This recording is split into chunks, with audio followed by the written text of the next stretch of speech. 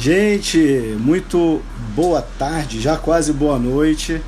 Quero desejar as boas-vindas a todos que se predispõem a assistir uma live muito especial. Eu, Diogo Duarte, com uma das pessoas que eu mais admiro profissionalmente, um cara que mora no meu coração, meu amigo Paulo Henrique Feijó. E nós vamos falar sobre fonte de recurso, um assunto extremamente relevante.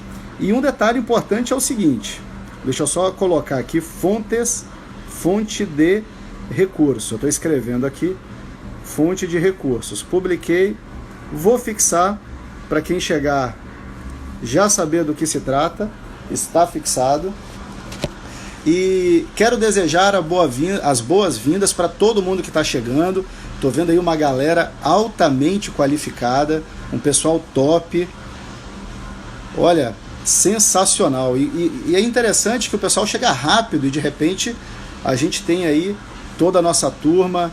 Muito bacana. A Nádia mandando boa noite. Gente, se vocês estiverem me ouvindo bem e se faz sentido essa live para vocês, que eu tenho certeza que sim, coloca aqui o coraçãozinho. Já coloca um coraçãozinho, é importante colocar o coração, mandar o coraçãozinho bem aqui, porque isso dá a relevância da nossa live. É importante para o Instagram, para o nosso relacionamento e para a gente saber que está correndo tudo bem. Então, vai aí para o coraçãozinho, tem aqui um aviãozinho também, clica nesse aviãozinho e manda para 5 primeiras pessoas que aparecer na lista de contato. Pode mandar. Isso também impacta na relevância para que seja entregue para o maior número de pessoas possível. O Instagram ele tem algumas formas de verificar essas entregas, então é importante clicar nesse aviãozinho, mandar para 5 pessoas que aparecem e também no coraçãozinho. Beleza? Deixa eu chamar o meu amigo Paulo Henrique Feijó. Este cara, ele vai brotar aqui de baixo agora, ele vai surgir aqui na tela do Instagram. Ele é uma das maiores autoridades do país, todo mundo já conhece. Grande PH. Grande Diogo, tudo bem? Beleza. Ouvindo bem? Perfeitamente. Ouvindo bem, Que vendo bom. bem. Tá perfeito. Que bom. Perfeito. PH, eu não vou nem te apresentar, né, cara? Eu só vou dizer assim, dar as boas-vindas. Eu já acabei de falar pra galera que eu sou teu fã mesmo, realmente fã. E Que tu diferença. É, pra mim, cara, um dos maiores desse país, se não o maior. Na área de Olha finanças só. pública, tu é o cara. Então, assim, dê as Que boas demais, vindas rapaz.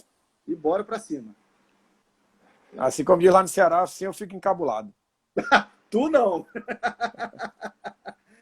Tu já tá acostumado a ouvir isso, porque tu é o cara. Não, obrigado pelas palavras amigas aí. Mas eu acho que foi bem interessante essa sua ideia de falar e de uma maneira abrangente da questão de fonte de recursos, né? Que a gente não fique amarrado só na questão de pandemia. Eu acho que fonte de recursos tem muita coisa para falar mesmo. É muito abrangente, né, PH? Exatamente.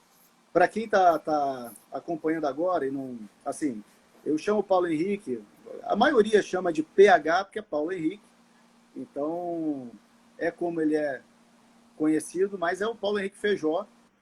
Vou chamar de PH por força do hábito. Tranquilo. Beleza? Só para a galera que está Beleza. chegando. E olha só, nós vamos começar, PH, com uma temática em que tu tem uma experiência na União, aí no alto comando da questão contábil federal e depois nacional com o MCASP, que é o conceito de fonte de recurso. Como tu colocaste agora, a gente não vai entrar no mérito só da pandemia. Então vamos falar dessa questão, o que é a fonte, para a gente começar a entrar em assuntos dos mais completos e complexos. Então a gente vai fazer um crescimento no conhecimento durante uma hora, e aí depois a gente chega nos pontos mais complexos. Como é que é a tua visão de fonte de recurso? Então, acho que é importante essa oportunidade. Nós temos 1 hora, não é isso? Agora 55 minutos. Um pouquinho menos. Um pouquinho menos para a gente falar de fonte. É um assunto apaixonante. Na verdade, a experiência que eu vou trazer aqui é uma experiência mais até dos 13 anos que eu trabalhei na programação financeira, então eu vivenciei de perto a questão de fonte.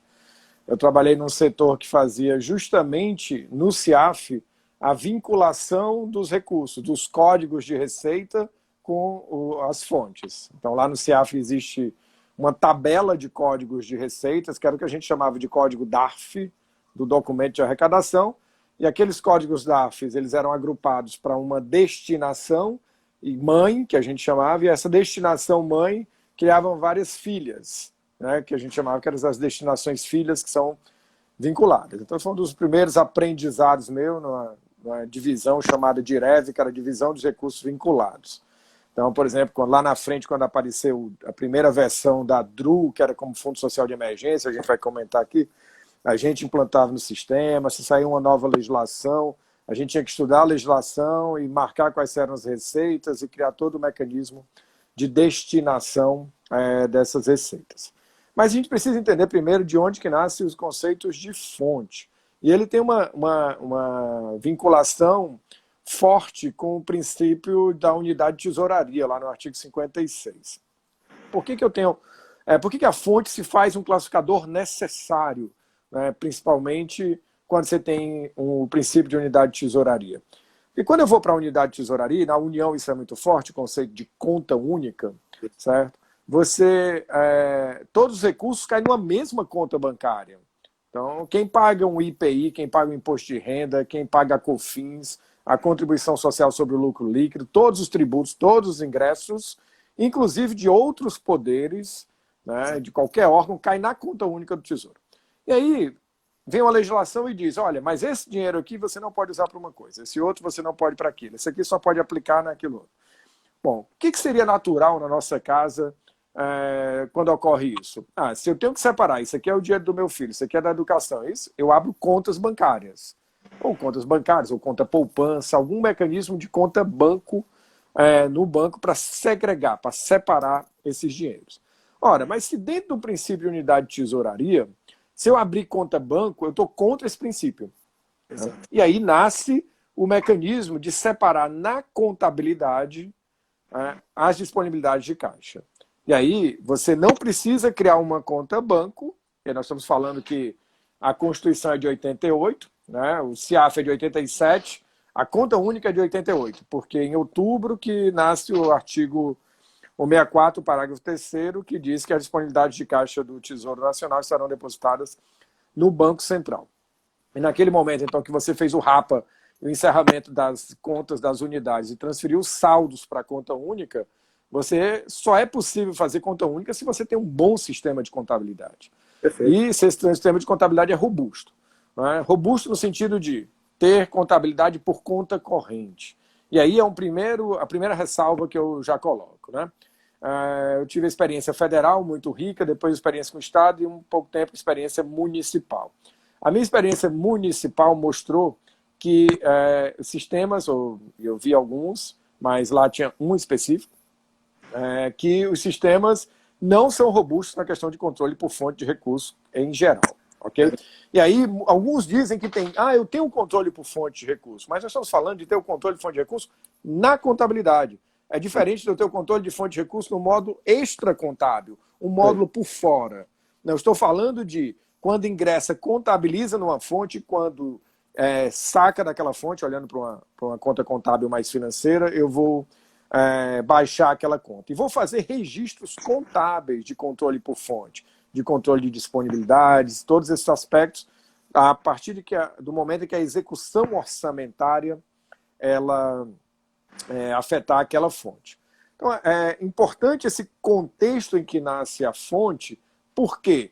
Porque a realidade dos municípios que eu vejo ainda é uma realidade, talvez, quase que pré-conta única na União. O que era a realidade pré-conta única na União? A gente tinha milhares de contas bancárias na União. Aí eu cheguei no Tesouro em 93, aí já é o contexto histórico que me contam. Né?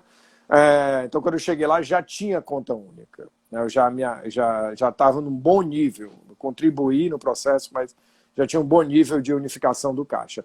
Mas antes você tinha várias contas bancárias, cada unidade tinha uma conta de custeio, uma conta de pessoal, uma conta para investimentos e tal. Até o momento que você caminha. Isso. E aí, conta de suprimento. No município, o PHT, 300, 400 contas é fichinha. E municípios pequenos. Isso, muito comum. Quem é de município, quantas contas mais ou menos vocês têm dentro da contabilidade? Só para a gente ir acompanhando, para a gente ter uma ideia. Eu vi isso, Diogo, no município que trabalhei, e era um grande município de 500 mil habitantes, e tinha centenas de contas, centenas, centenas brincando. Acontece a mesma coisa, PH. Eu me lembro no Rio Grande do Sul, alguns municípios bem pequenos mesmo, de 10 mil habitantes, 15 mil habitantes, com centenas de fontes de recurso, e às vezes um ou dois contadores, fonte de recurso não, perdão, contas bancárias, e tendo que fazer transferência de uma conta para outra, e se perdia muito mais tempo transferindo de conta para conta do que efetivamente controlando a fonte. Então, e aí por que eu estou fazendo esse preâmbulo aí da questão de conta única? Porque quando você tem uma fonte para cada conta, o teu processo de segregação está duplicado. Exatamente. Você está usando dois instrumentos para segregar recursos, a conta bancária e a fonte. Então, a fonte, se bem utilizada, ela é um importante mecanismo para que o ente avance na unificação do caixa. E aí, na unificação do caixa, você poderia entrar dinheiro numa mesma conta e você ter várias fontes ali. Um exemplo típico já vai acontecer nessa história da pandemia aí. Você tem a conta do FPM e ela vai receber na mesma conta do FPM o auxílio. Você não precisa criar uma outra conta. Só que o nível de vinculação do auxílio é diferente do nível de vinculação do FPM. Do auxílio é nada. Né? Do FPM você ainda destina para a educação, destina para a saúde e tem outras questões lá. Né? A própria contribuição que já é tirada do Fundeb na origem e tudo. Portanto, o mecanismo que eu quero colocar aqui é que o mecanismo de fonte nasce da questão da unificação do caixa, da unidade de tesouraria. E aí, se você está implantando fonte, você quer trabalhar com fonte, chegou o momento de também avançar na unificação do caixa. E aí faço aqui a meia-culpa da União. O que acontece com a União? Ela manda dinheiro para os municípios e manda abrir várias contas bancárias. Ok? E aí convênios, quando tem uma operação de crédito é conta específica, quando é fundo a fundo é conta específica e tudo. E eu digo que é sempre o cachorro correndo atrás do rabo. Que uma hora a gente vai ter que romper com esse paradigma. Que é por quê? Quem manda dinheiro e manda você abrir conta é porque ele não confia na sua contabilidade. Exatamente. Ele não acredita que, na média, a União não acredita que, na média, os municípios têm a capacidade de ter um bom controle contábil por fonte e, então, o que ela confia? Confia no sistema financeiro, confia nos bancos. Abra uma conta bancária, porque eu quero ter rastreabilidade daquilo. Aí o Diogo pode ser o contador do pequeno município e dizer assim, não, mas eu tenho uma boa contabilidade e eu tenho um controle por fonte, eu posso te dizer tudo que entrou e tudo que saiu. Aí eu digo para você, não, mas eu não confio. De repente você tem, mas o teu município vizinho não tem, e eu preciso de uma regra geral, ok? Então, isso linka todo o processo também com o avanço da contabilidade. Mas quem usa também, eu costumo dizer nas palestras, que quem usa essa história de assim, mas a União, ela me obriga a criar várias contas. O Estado me obriga a criar várias contas. Beleza. Agora olha para o teu umbigo. Exatamente. Olha quantas contas tem que você, município, criou porque você quis. Porque tua legislação mandou. Sem exigência nenhuma, né? Não tem exigência federal e tudo. Lá também, no município que trabalhei, tinha centenas. Dessas centenas lá tinha... O Jorge Carvalho colocou agora que o município de São Paulo são mais de 1000 contas. Tu vê? Pois é. É uma coisa... Aí foi colocado aqui também, a Janusa colocou que o município com coeficiente 0,6, 160 contas. Então, assim, são números que, para o controle contábil, isso é horrível. É horrível.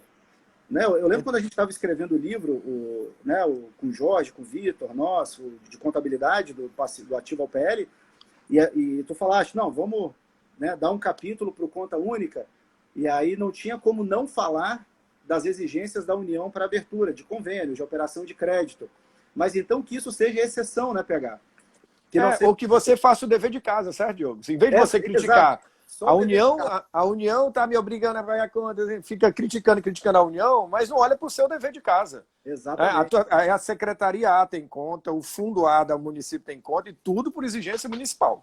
Não é por exigência federal, nem por exigência estadual. E a Rosário falou uma coisa certa aqui, a Rosário Haddad. Ela falou, olha, a conciliação fica uma loucura. E fica mesmo. Tu tem uma...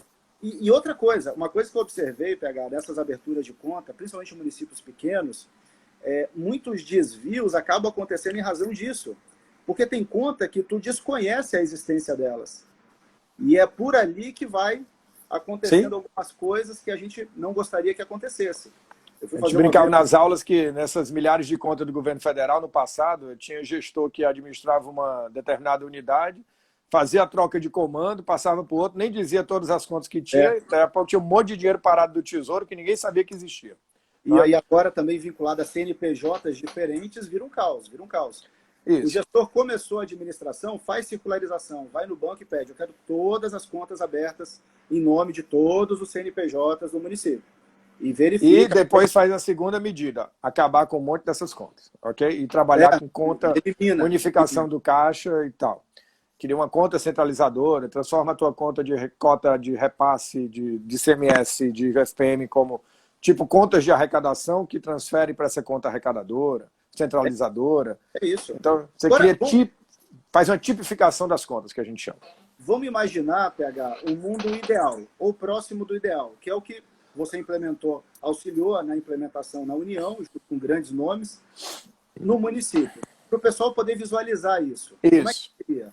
Então como é o ideal? Que não tem mais exigência de abrir várias contas, ou pelo menos naquilo que for discricionário do município, né? Que não seja o dever de casa com o ente federado ou estadual.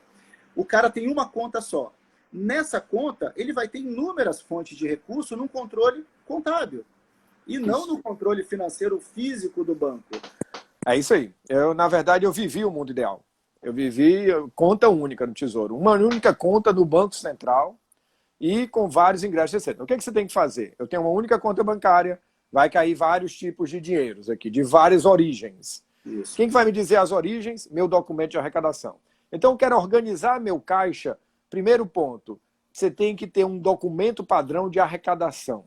Quem quer depositar na sua conta tem que depositar por esse documento. Não deve permitir que haja depósito na conta sem ter um documento de arrecadação. Okay? Você tem que barrar isso aí. No Rio de Janeiro, a gente conseguiu barrar no Estado por um mecanismo e criamos lá a GRE, a Guia de Recolhimento do Estado. Quando você tem isso, a tua vida vai ficar mais fácil. Então, você controla o ingresso, aí o teu documento de arrecadação tem um código, vou chamar código de receita. Na União é um código DARF, ou um código GRU, ou um código GPS.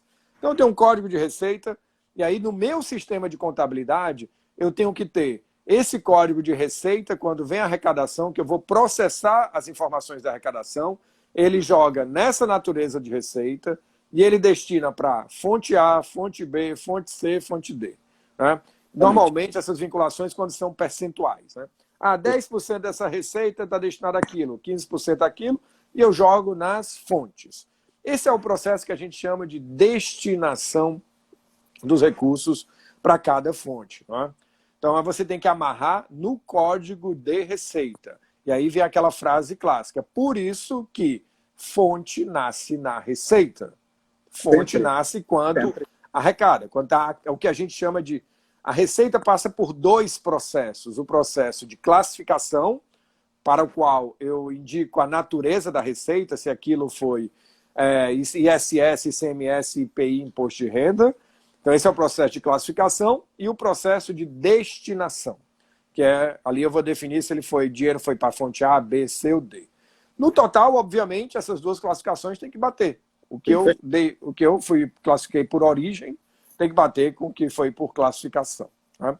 E esse processo tem que ser automático, a partir do arquivo de arrecadação, lendo os códigos de receita e já contabilizando nas naturezas de receita, nas contas de receita realizada e também na conta de disponibilidade por destinação de recursos. Inclusive lá no lançamento da DDR também. No controle. Isso.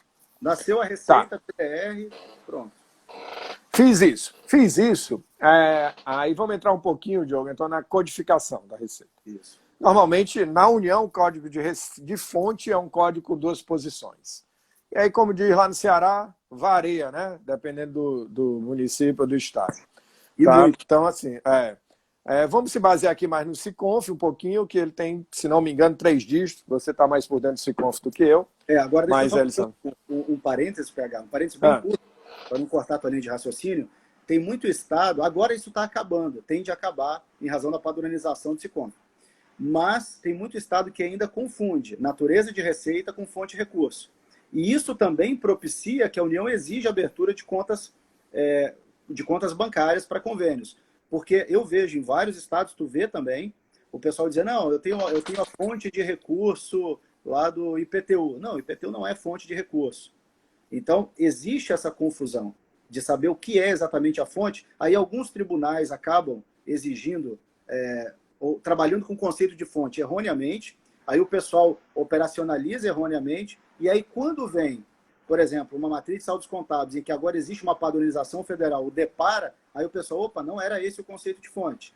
Então é agora que eu vejo que o Brasil, de uma forma geral, está acordando para a fonte, porque antes era tudo misturado. Então é só esse parênteses para que as pessoas também entendam de onde surgiu essa necessidade de padronização na União. Segue. Pega uma pergunta do Jorge que é interessante. Anota ela aí, que depois tu me faz, que eu só li ela aqui, mas vi que era interessante. Tá? E vou pegar o gancho aí no seu comentário, então, para dizer que, tirando a estrutura, se são 2 dígitos para a fonte, 3 dígitos, não interessa. O que falta é que a gente tem um classificador, que é a fonte, né, que a gente chama fonte propriamente dita. E a fonte, ela ganhou com o tempo um outro agregado a ela, que a gente chama de grupo fonte. Né? O grupo fonte, para indicar se aquilo é um recurso do exercício ou é recurso de exercícios anteriores. Pouca gente sabe, mas essa classificação também de exercício e exercício anterior tem uma forte inter-relação com um conceito fiscal. Então ele nasceu na União de você separar o que é o dinheiro do superávit e o que é o dinheiro do exercício, porque o dinheiro do superávit de uma fonte primária, ela vai ser um déficit primário. Então, na hora que eu abro um crédito para financiar uma despesa primária com fonte de superávit financeiro, essa operação isoladamente gera um déficit. E a União precisou separar isso. Precisou separar o que é um gasto que gera um déficit primário de um gasto que não gera um déficit primário.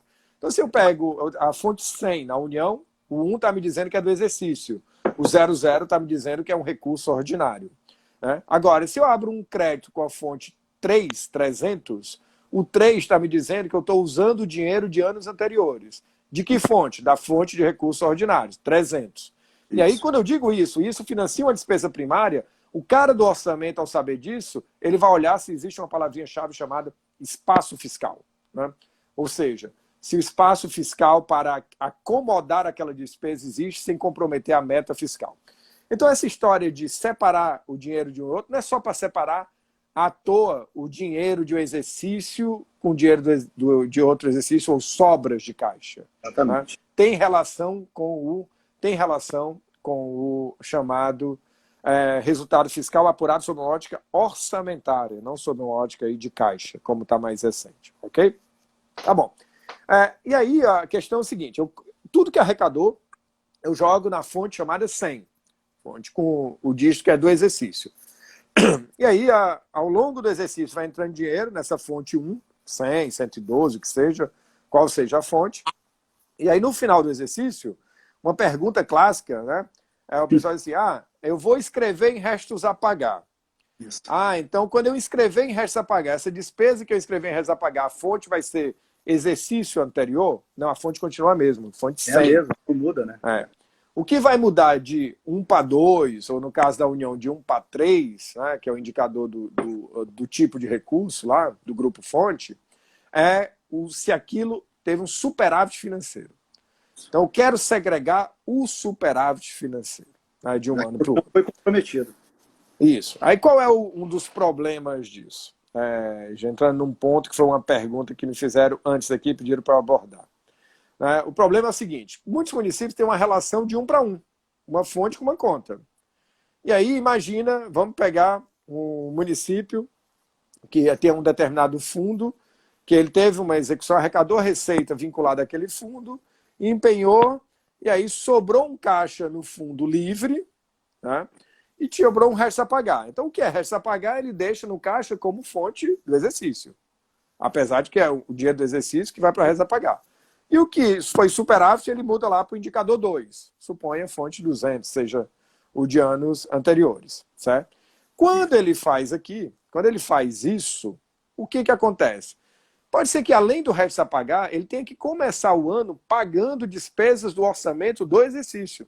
Uhum. E aí, ele só tem dinheiro do exercício para pagar o resto a pagar. Pode ser que aquilo não seja o suficiente, ele já paga o resto a pagar no início. E aí ele fica amarrado, dizendo, eu separei o meu dinheiro aqui como dinheiro de exercícios anteriores, né? Sendo que eu quero pagar uma despesa do exercício. E aí, se tudo isso está numa mesma conta, né, mesma conta bancária, mas ele só separou o dinheiro do exercício dos exercícios anteriores, ele pode, eu recomendo aí nesse caso, que ele faça momentaneamente o que eu chamo de uma inversão de fontes. Né? A fonte vai ficar invertida, mas a conta bancária não vai ficar invertida. Né? O problema é se ele quiser fazer isso com fontes diferentes, que aí vai ter que tirar de uma conta bancária e jogar em outra. Por isso, quanto mais ele consolidar o conceito de conta única, quanto mais ele tiver mais fontes dentro de uma mesma conta bancária, mais vai fazer valer um princípio de conta única, que é o que a gente chama de fungibilidade do dinheiro, fungibilidade dos recursos. Então, um processo de criação de unificação do caixa leva a uma maior fungibilidade dos recursos. O que é essa palavra? É que fungibilidade, o dinheiro não tem carimbo. O dinheiro na conta bancária não tem carimbo, ele tem carimbo na contabilidade. Isso. Então, quando você saca da conta bancária, a contabilidade vai te dizer, olha, você executou dessa fonte que não tinha recurso, por isso ela inverteu em 100, mas você tem 100 aqui em outra fonte. Aí eu vou dizer para ele, tá bom, eu inverti aqui porque na próxima semana, no próximo mês, vai entrar um dinheiro e vai desinverter essa fonte. Mas quando eu trabalho com a relação de 1 para 1 em conta bancária, eu começo a ter o problema de, ao fazer isso, tem que ficar trocando conta bancária, ficar movimentando conta bancária. Mas tem um detalhe, PH, para quem trabalha em prefeitura, tem uma questão também da cultura do gestor. Eu acho que muita gente trabalha aqui em prefeitura vai entender o que eu estou dizendo. O gestor, normalmente, o mau gestor, ou que ele está mal informado, ele tem a seguinte tendência, tem dinheiro na conta, ele quer gastar. Esse que é o problema. Então, o contador, ele acaba abrindo uma conta bancária para aquela fonte, às vezes não é nem por querer abrir a conta, mas é para que o gestor veja. Às vezes ele precisa ver que o extrato só tem aquele dinheiro, porque senão ele vai... Se eu disser para ele, eu tenho aqui 100 milhões, mas esses 100 milhões eu tenho aqui uma relação de fonte, até ele entender o que é fonte, ele já limpou a conta toda. E aí bagunçou todo o coreto. Esse é um risco. Então, por isso que o pessoal acaba abrindo várias contas. Esse é um ponto. Aí a gente entra numa questão do que eu chamo de nível de maturidade da gestão financeira. Que município então, o nível é baixo. É baixíssimo. Ok? E aí a gente não está dizendo que o contador tem um nível baixo. A gente está dizendo que o nível de maturidade como um todo, da gestão como um todo, e aí inclui os gestores ali, prefeitos, secretários e tudo, é baixo para entender esse conceito. Então tem que ter uma catequização, tem que ter vamos dizer assim, um treinamento, um entendimento. Então, por exemplo, lá no Tesouro Nacional, o que era? Primeiro que é muito distante, um presidente não vai receber nunca um relatório de caixa. Um presidente da República nunca vai querer saber o quanto que tem na conta bancária. Está tocando outras coisas mais estratégicas. O dia que ele quiser saber, significa que você tem um presidente muito ruim. O cara não quer saber nada, porque não é papel dele saber mesmo. Você tem uma ideia? Nem o ministro da Fazenda sabe. Quem sabe ali é o caixa, o cara do caixa mesmo, o tesoureiro, no máximo o secretário do Tesouro. Ou o subsecretário da área. E aí, PH, eu acho que a gente também tem que dar um alerta para os contadores de tentar mudar a cultura. O problema é que quando a gente muda a cultura, chega um gestor novo e aí volta a cultura anterior. Esse que é o grande dilema nesse pequeno. Mas tentar falar para o cara o seguinte, não foca em conta bancária.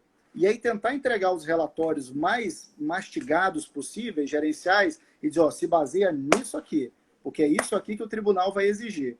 Porque se o cara criar o hábito de olhar extrato bancário, vira esse caos que a gente vive. Mas ele tem que sair... Aí tem um ponto, Diogo, também importante, sabe?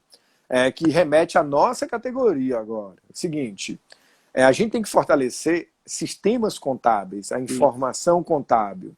Então, na União, nunca eu precisei tirar extrato do Banco Central. Do meu chefe, eu sempre tirei relatório da contabilidade. Sabe por quê? Porque a cultura do meu chefe era o seguinte, o que vale para mim é a informação do CIAF. Quem pega saldo bancário para mostrar para prefeito, não confia na sua contabilidade. Exatamente. Okay? E aí entra um processo importante, que é o processo de conciliação bancária. E o processo de conciliação bancária tem que ser diferente. Agora, se você mostra para o prefeito um saldo que não bate com o seu saldo bancário, ou que não está conciliado, você está dando uma informação errada. Por isso que eu digo que conciliação bancária é orai e conciliai. Né? Então, todo dia você tem que fazer. Não é uma questão de, vou deixar para o fim do mês, eu acerto minha conciliação. É todo dia. Mas olha só, também tem um detalhe, né, Paulo? Se a gente observar, tem alguns sistemas no Brasil de informática, esses locados por municípios. Vamos dar um exemplo, Fiorilli. É um ótimo sistema. A gente conhece, sabe que opera bem. Só que vamos supor, vamos pegar, eu estou falando Fiorilli, Beta, governança, os grandes sistemas, né, no Brasil, que atendem aí mais de 1.000 prefeituras cada um deles. São ótimos sistemas, bem desenvolvidos. Mas, às vezes, ele é uma Ferrari numa estrada de chão. Por exemplo, eu já vi, lá no Rio Grande do Sul, a Fiorilli operar nas fontes de recursos, que já tem um controle desde de 2007, praticamente, muito rigoroso, e lá se opera as fontes de recursos certinho, com fechamento, equilíbrio por fonte. Quando a gente vai em outros municípios, de outros estados, que essa cultura ainda não é bem trabalhada, essa é uma funcionalidade que não é utilizada no sistema. Então o cara não consegue tirar o relatório, não porque o sistema é fraco, mas porque ele não vai operar o sistema, porque a realidade do tribunal dele exigiu uma certa, questões que ou não exigiam, então ele não consegue operar aquele sistema da melhor forma possível. E às vezes é o mesmo sistema. Sistemas que tem em municípios que estão voando com fonte de recurso do redondinho, e outros que usam o mesmo sistema, mas não conseguem tirar os relatórios gerenciais, e aí só tem uma alternativa, vai para o extrato bancário. Foi para o extrato bancário, tem que abrir milhares de contas, centenas de contas. Não tem como fugir disso. Ou entra no conceito de fonte de recurso. É treinado pela empresa de informática para utilizar de fato, porque normalmente tem essas empresas que atuam em vários estados, vai ter com certeza, porque os tribunais exigem, ele vai ter que saber operar esse sistema. Porque senão vai ficar refém das contas bancárias. E nunca vai controlar na fonte de recurso. Isso, mas assim, é realmente uma mudança de cultura. Eu tenho consciência disso, mas já que estou vendo que cada vez mais aumenta o interesse por fonte de recurso, vários cuidados. A informação contábil tem que ser informação gerencial, por uma frase que eu sempre digo o seguinte: tem aquilo que a gente aprende com a nossa mãe, que às vezes dizia, quem disso cuida, disso usa. Quem disso usa, disso cuida, eu também digo. Por quê? Se eu começar a usar informação contábil para gerar relatórios, significa que eu vou ter que cuidar daquela informação. Isso. Agora, se na hora que do pega para capar, a informação que vale é a do banco, eu não vou cuidar da informação contábil como precisaria, porque o que vale é a do banco, ok? Mas aqui é importante também a gente dizer justamente da importância dos sistemas trabalharem efetivamente com conta corrente contábil. Porque a fonte de recursos é um dos detalhamentos da conta contábil. Então, ela é a fonte. E o que eu tive que rever meus verbos quando eu fui para município. Por quê? Começou o ano, por exemplo, e o município perguntou, eu queria ver os saldos das DDRs, e queria ver a contabilização na conta do crédito disponível. Assim, vem cá, isso virou o ano, né?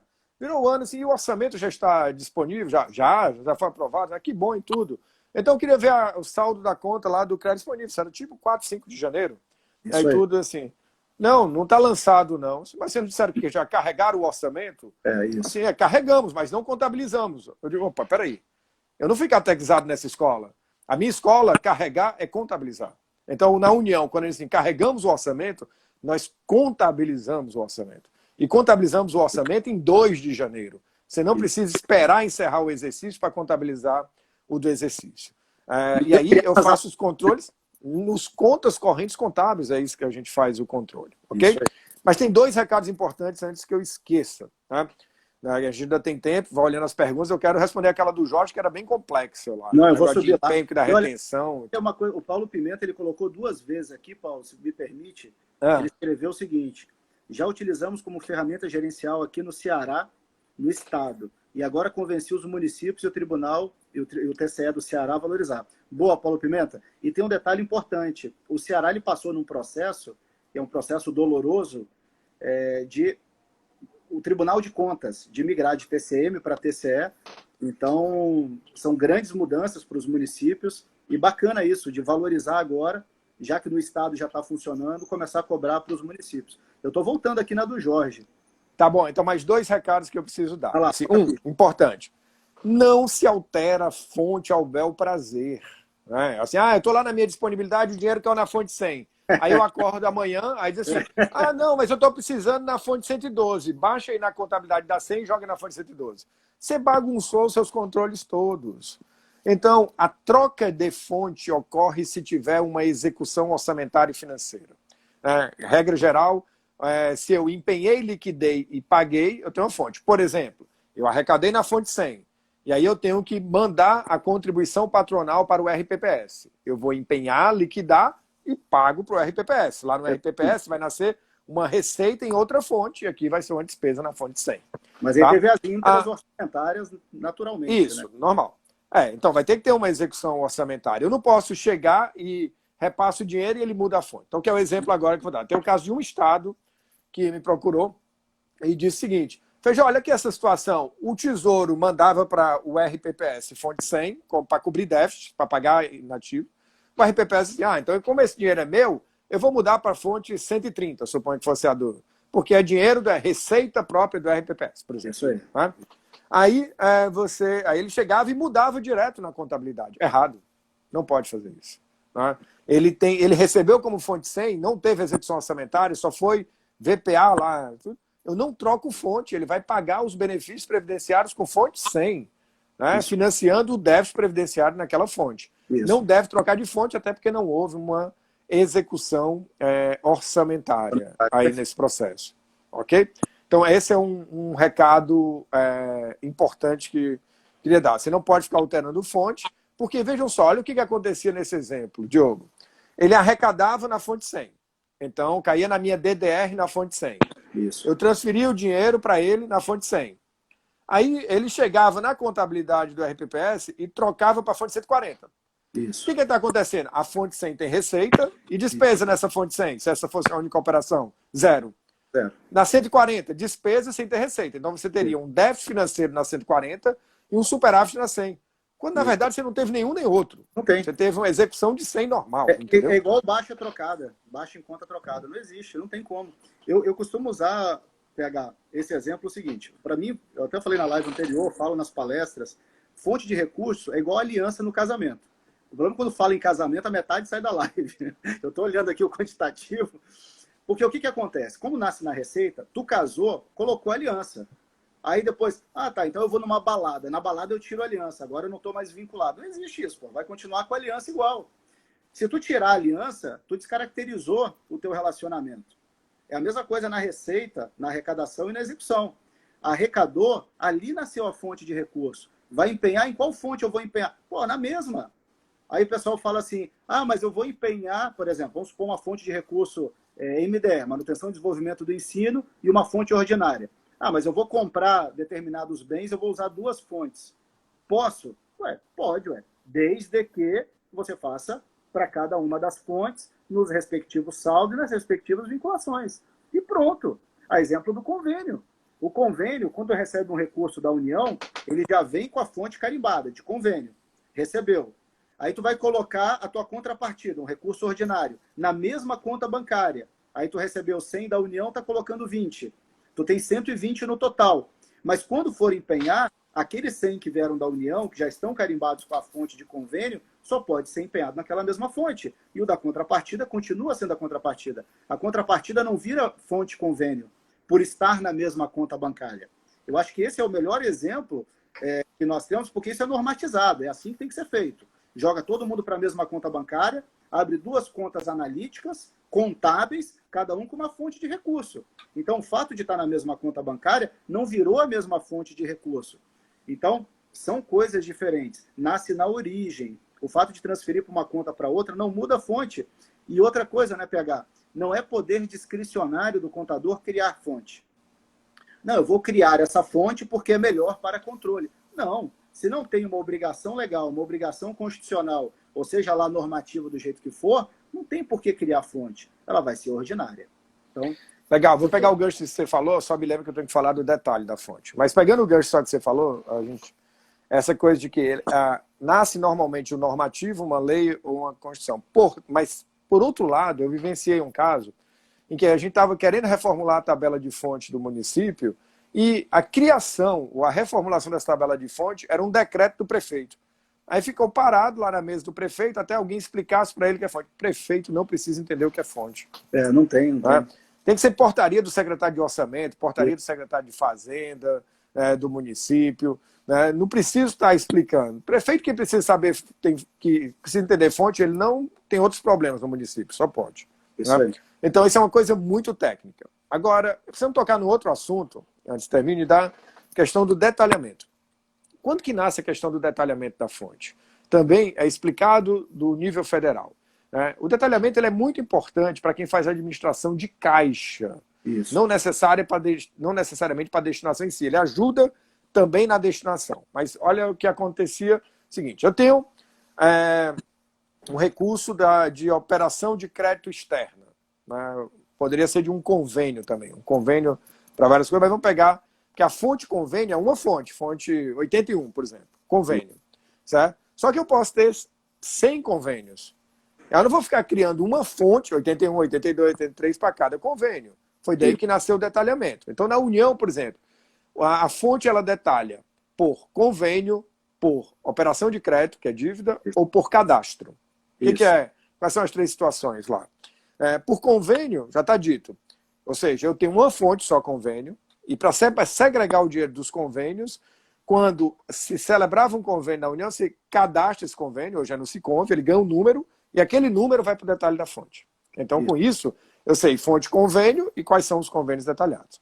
O outro modelo é a dívida. É parecido. Lá a gente tem um cadastro de dívida, e aí, quando tem uma operação de crédito, cadastra aquela operação de crédito, aquela dívida, ela ganha um número, e aquele número vai para o detalhamento. Do detalhamento. Com isso, eu preciso ter uma fonte só de operações de crédito, eu não preciso ter mais de uma fonte. Lá na União é a fonte 48 operações de crédito externa, e eu posso ter várias operações ali. Um município que tem 20 convênios e 10 operações de crédito, tá... Terceira situação de detalhamento clássica é o que a gente chama de cadastro. Por exemplo, cada município tem receita, cada órgão tem receita própria. E aí, daqui a pouco, me lembro de entrar no conceito de receita própria, que é importante na tabela de fonte. Cada município tem receita própria, e aí, na receita própria desse município, desse órgão, desculpa, então, lá na União, o INSS tem receita própria, o IBAMA tem receita própria, a Anvisa tem receita própria, a Anatel tem. Eu vou criar uma fonte para cada um? Não, eu tenho uma fonte, receita própria, fonte 50, e ela detalha por um cadastro. Aí eu tenho um cadastro, uma tabela, fonte 10, 12, 20 é a fonte da Anatel. 10, 30, 40 é a fonte do INSS. Tal.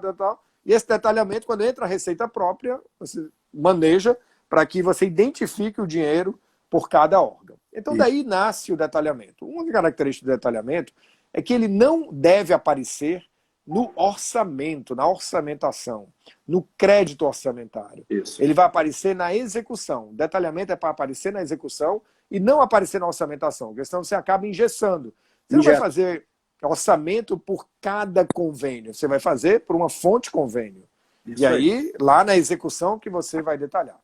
Então, o exemplo do dinheiro da Covid, aí, que vai entrar livre, né? Ele entra livre, mas se você quiser separar o dinheiro para dizer, dos 1.000 que entrou livre, tem 300 que eu vou separar aqui para pandemia, você pode, na sua disponibilidade, altera o detalhamento. Veja, o recado que eu dei é, nunca altere fonte, mas detalhamento você pode tirar e colocar onde você quiser, regra geral, ok? A menos que seja um detalhamento que já nasce como uma vinculação, ele já nasce lá da receita. Mas você está pegando a tua fonte 100 e está detalhando por convênio, por exemplo, como contrapartida de um convênio, certo? Então eu posso dar a minha fonte 100 como contrapartida de um convênio. Aí o que eu faço? Na minha fonte 100, eu detalhei para o convênio 1, detalhei para o convênio 2. Amanhã eu não preciso de tanto recurso no convênio 1, eu posso tirar do 1 e jogar por 2, porque eu só estou tratando o detalhamento. Agora, obviamente que se for uma receita que entrou como... tem outra pergunta que o pessoal faz aí na pandemia. Entrou dinheiro do fundo a fundo, carimbado para o coronavírus. Isso. Eu não preciso criar uma nova fonte, eu uso a mesma fonte do fundo a fundo, mas eu crio um detalhamento coronavírus. Aí esse detalhamento eu não posso ficar mudando toda hora, porque ele está vinculado com o recurso que ingressou, ok? Esse é um ponto. O outro ponto que eu queria colocar é importante reformular tabelas de fontes. A gente fez uma grande reformulação na tabela de fonte do Estado. O que eu vou citar talvez ocorra menos em municípios pequenos, mas pode ser que ocorra em grandes, que eu vi isso também em Niterói, que é implantar o conceito de receita própria. Eu vejo que estados e municípios confundem o conceito de receita própria com o conceito de receita diretamente arrecadada. Eu trato isso no livro ali, de gestão de finanças, e separo esse conceito. Não é? Isso surgiu também na União nos anos 2000, e receita própria é aquela gerada a partir do esforço próprio do órgão na geração de bens e serviços facultativos. Então, uma taxa nunca é uma receita própria, porque taxa é tributária. E nenhum órgão tem poder de tributar. O poder de tributar é dado ao ente.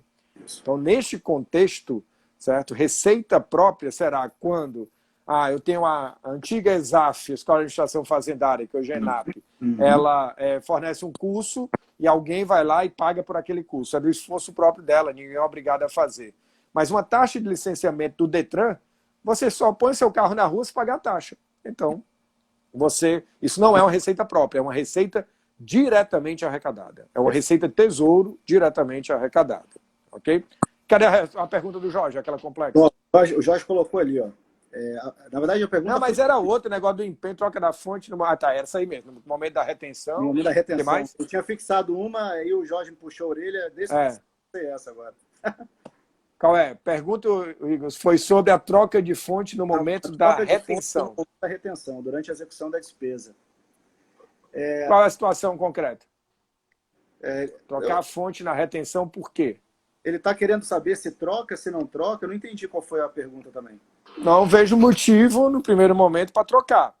Eu tenho uma execução, eu vou fazer uma retenção. Como é que acontecem as retenções? Então, acho que eu estou começando a entender a pergunta do Igor. Eu acho que esse troca troca na retenção, né? Como é que é importante? Aí, essa pergunta pode ser interessante para se falar do que a gente chama de arrecadação intra. Como é que deveria fazer? Se não for, o Igor vai lá e diz... ele está colocando aqui que vira fonte extra, né? Vamos lá. A IPC 11, ela é uma sugestão, né? IPC não é norma, é sugestão é orientação. A contabilização de retenções. O da IPC 11 eu escrevi uma nota técnica que é a questão do banho, né? Daquele banho que ele dá na conta do banho de caixa. Tá? Mas o que eu quero dizer é o seguinte. Primeiro, gente, retenção faz parte da execução de uma das etapas da execução da despesa. Então, suponha que eu empenhei 100 na fonte, empenhei 1.000 na fonte 100, né? E aí liquidei e vou fazer uma retenção desses 1.000, vou fazer uma retenção de 200. Essa retenção é uma retenção que até esse momento aqui, ela é fonte 100. Então, só estou trocando de passivos. Veja, eu liquidei e joguei no passivo fornecedor. Aí, desse fornecedor, eu tenho que reter 200. É como se tivesse de fornecedor e jogasse, suponha, em INSS a recolher, ou qualquer outra IA. Vamos pegar o caso ali de uma retenção do servidor por RPPS. Né? Eu vou ter ali a repassar, fiz aquela retenção, troquei de passivos. Devo agora só 800, suponha, a pessoa do salário e tenho 200 para passar para o RPPS que foi retido dela. Aquela retenção ainda está na fonte 100. Certo? O que acontece na União? Na União, a gente tem documentos de receita intra. Então, aquele passivo na União, se a gente fosse recolher para a RPPS, a gente pagaria uma GRU intra. O que a GRU faz? No lugar de uma OB, ela baixa aquele passivo e já gera a receita no RPPS. Como se o órgão do Tesouro estivesse recolhendo lá. Então, a despesa vai estar na fonte 100 e a receita vai estar no outro. Agora, na hora que eu faço uma retenção, essa pergunta do Igor, para o INSS, aí a IPC 11... O que a IPC 11 faz é como se eu estivesse pagando na fonte 100, certo? Eu estivesse pagando na fonte 100 e, ao mesmo tempo, ingressando um dinheiro que é extra, que é o que ele está chamando extra. Que é o banho Mas ele dá um banho contábil, um banho contábil de caixa. E aí é como se eu tivesse pago para o cara, eu brinco nas aulas, assim, o cara colocou um revólver na minha cabeça, agora devolve lá. Aí eu devolvi o dinheiro, aí ingressou, aí eu contabilizo como extra. Né? Aí eu contabilizo lá ela como extra. E vou recolher ou pagar o que seja, o banco, por exemplo, a retenção de um consignado. Assim, aí eu vou pagar como uma fonte extra. Mas a IPC acaba sugerindo a troca de fonte com esse banho de caixa, fazendo uma receita fictícia, porque a fonte nasce na origem. Então, entre aspas, você está arrecadando para ter uma nova origem, para depois poder fazer uma nova fonte, que é a fonte de retenções, que a INSS traz. Mas a execução da despesa, no fim das contas, o pagamento o exemplo que eu dei de pessoal ou que tem um consignado do banco, a despesa com o pessoal é 1.000. Ela tem que aparecer na fonte 100 em 1.000. Os 100 de consignado vai ser para uma extra, mas aí é um outro tipo de execução, se você der esse banho lá. Na União, a solução da IPC 11 é uma solução para uma discussão histórica que a gente teve lá nos GTs, de alguns achavam que já tinha que ter considerado pago quando faz a retenção e outros pagos só quando pagasse. Historicamente, a União só considera pago quando recolhe o tributo, quando realmente paga, ok? E ali foi uma solução salomônica para você dar o banho contábil, simulando uma saída e um ingresso ao mesmo tempo, ok? Eu escrevi lá no blog da Gestão Pública uma nota bem densa sobre isso, até com sugestões na época. Eu não me lembro o que foi acatado. O Jorge está perguntando aqui, mas a fonte da retenção extra, basta uma fonte? Não, você pode dar a fonte... É o Cadu que perguntou, Paulo. O Cadu foi. O Cadu. A fonte extra, você vai ter uma fonte extra, mas você pode ter vários detalhamentos. Isso. Então, se você quiser, você cria vários detalhamentos. Detalhamento do consignado, detalhamento do que seja, daquela fonte extra, de depósito de terceiros, do que você, de acordo com a sua necessidade. Eu estou com um texto aqui da IPC, só para fazer a leitura rapidinho, o pessoal está comentando. Ele deu um exemplo aqui, um saldo de 1.100, isso lá na IPC, tá? Na IPC 11. Por a retenção do INSS deva ser repassada ao INSS, será necessária a mudança de fonte de recurso. O IR manteve-se também em caixa equivalente de caixa por ser receita orçamentária do ente. E pode sofrer também mudança de fonte de recurso. Isso na IPC 11. E aí Diogo, Oi? Então, 2 recados só, rapidinho, Claro. porque nosso tempo está acabando. Pode ser? Importantes, eu acho. Um que é o acompanhamento das fontes, não deixa eu esquecer. Já esqueci do segundo. E outro é a alteração de fonte. Acompanhamento das fontes e alteração de fonte. Vamos lá, gente. A gente está acabando aqui. Acompanhamento de fonte.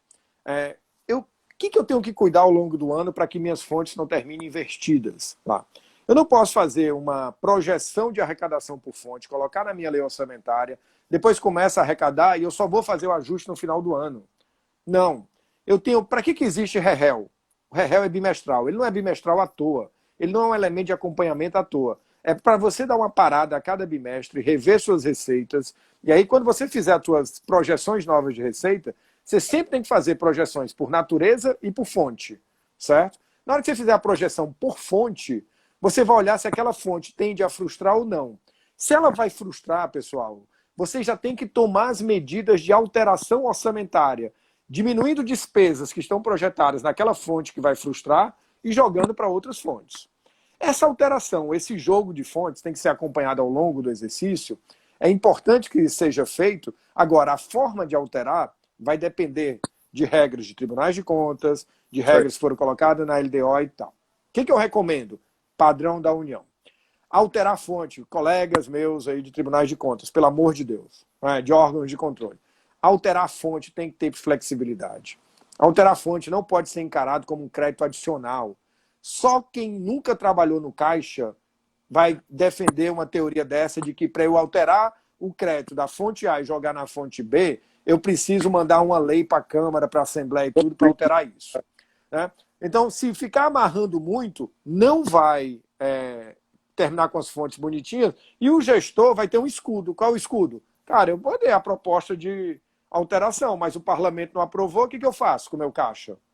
Então, na União, alterar fonte é portaria do secretário de Orçamento Federal. Não é nem portaria do ministro, o decreto do presidente, não. Por quê? Porque você precisa de um mecanismo ágil. Teve um tempo que era decreto. Eu me lembro da LDO, 45 da LDO, faz tempo já. Muito tempo.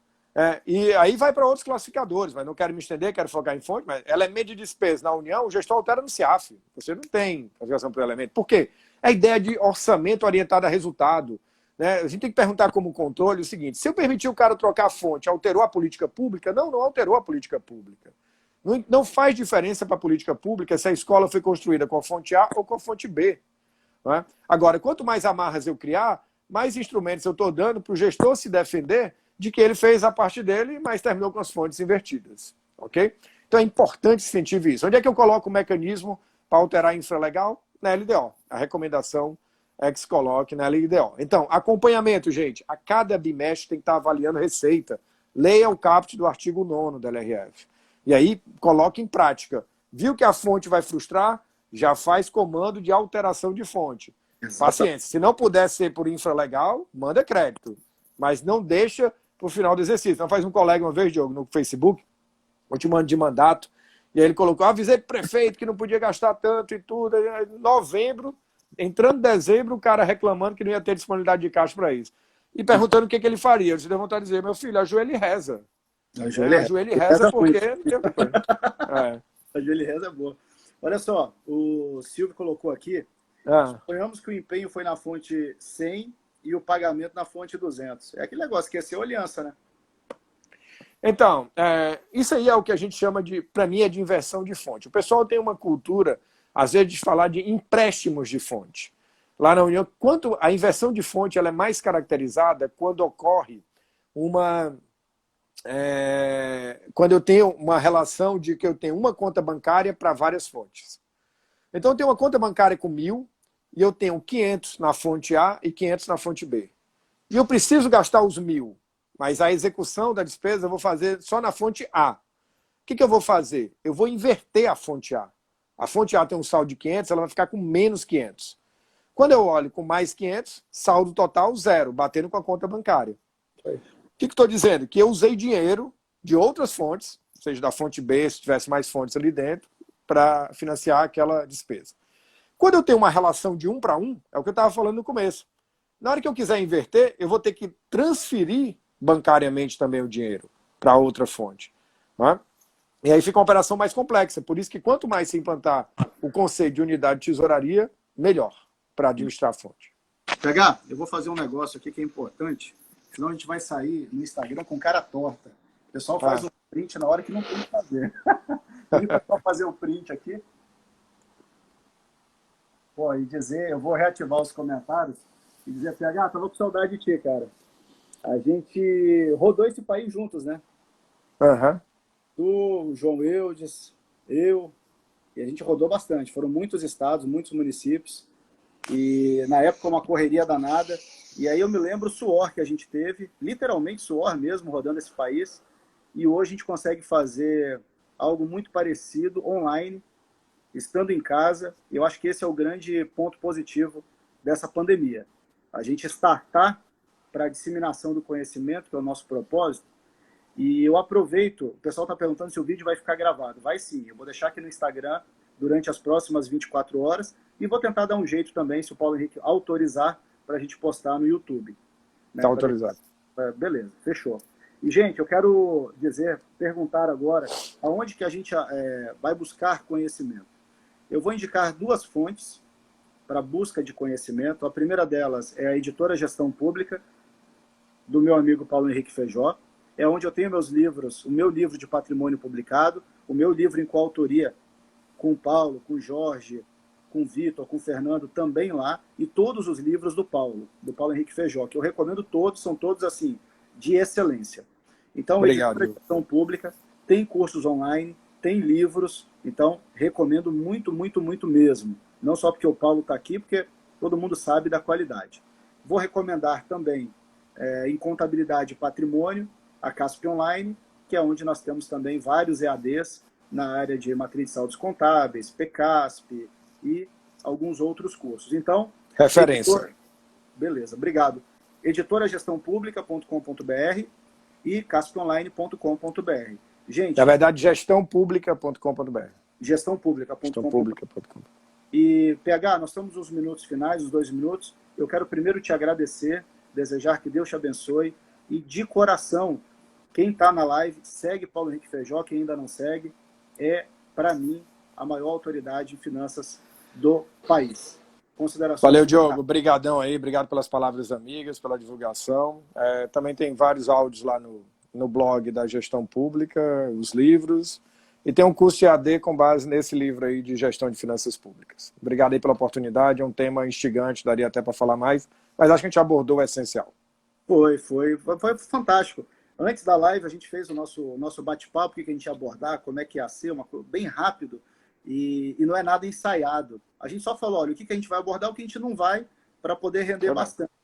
E aí, de repente, chega uma galera massa aqui e a coisa flui naturalmente, com objetividade, com conhecimento. Então, deixar o agradecimento também, né, Paulo, para todo mundo que esteve até agora.